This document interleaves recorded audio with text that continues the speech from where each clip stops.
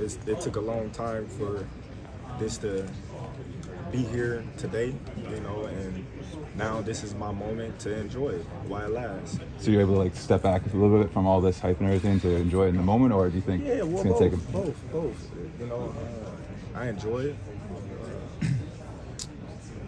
I experienced it before. I love it. I love the seesaw effect of it, and that just makes for an exciting fight. You know, you got two great fighters fighting for welterweight supremacy, for all the marbles, for all the belts, for undisputed pound-for-pound fighter in the world. So what can I say? It's going to be a great event. Terence, what do you make of Spence's body shots and his jab? That seems to be, you know, two of the attributes people point out a lot why they think he can win the fight. What do you make of those attributes? Well, they're great attributes. You know, he's a great body puncher. He got a great jab, one of the best jabs in boxing. You know, but myself, I got one of the best jabs in boxing. I throw great body shots as well. So, you know, like I said, that's going to make for an exciting fight. You know, we got one fighter that's all people say is he's big, he's strong, he wears his fighters down, he goes to the body, he breaks them down, and you got another fighter where you say he can make adjustments on the fly, he's fast, he punch hard, he's elusive, he's smart. Who's going to win? You know, that's why you tune in. His Duncan Garnett comparison, what it was really about, he was saying is, you're more athletic, you're more talented, but he's more fundamentally sound. The way he concedes that you're the more athletic, faster guy, do you concede he is the more fundamentally sound fighter? No, I don't think that he's more fundamentally sound, because, you know, anything that he can do, I can do the same. You know, so I wouldn't say that.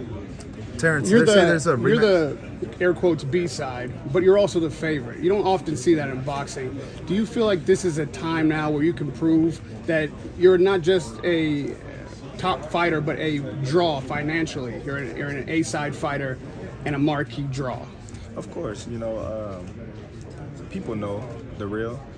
You got a lot of people out there that say foolishness things because they don't know nothing about boxing, or they just new to boxing, so they piggyback off of what somebody said that they feel know what they talking about. So sometimes, you know, they may say something and then it get a domino effect and get a lot of people to hop on the hype train. But for me, my objective is to keep doing what I'm doing, and it's a reason why the betting favorites is in my favor right now. Is this a new chapter in your career? The rematch takes place. Would it be a 147 or 154? I don't know. Hopefully, you know what I mean, that wouldn't be anything that I have to be discussing. You know, I don't plan on losing, so, you know, that's something that will be discussed with him and his team. When you see his fighters like this, the margin of talent is so thin. You guys are both excellent fighters, but you talk about breaking each other. What do you see in Errol Spence that makes you think you can break him? Well, like I said, you know, he's training hard. I'm training hard. What do he see in me to make him feel as if he can break me? That's what I should ask him, you know, but we will find out July 29th. What are the differences between you? Financially, mentally, physically? It's going to be mentally. You know, the mentally toughest fighter, July 29th, is going to win. Crawford, you already had two face-offs, obviously in LA, here in New York. What can you sense when you see him in his eyes? You know, at the end, y'all shake hands, but what can you sense when you're just staring straight in his eyes? Well, really nothing. You know, he's ready just like he know I'm ready. That's why it's mutual respect, and we both know that this may be the toughest fight of both our career. You know, and that's why it's a mutual respect there. You know, but come fight night, we're gonna try to kill each other. A lot of people say that you're a two-division world, undisputed world champion. Oh man, I think about it all the time.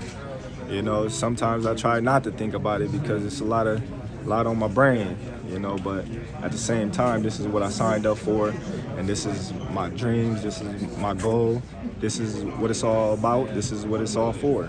So July 29th, when my hand is rose, it's job well done. Terrence, a lot of people say that you're... One of the biggest things in your career everybody talks about is your ability to switch from southpaw to orthodox.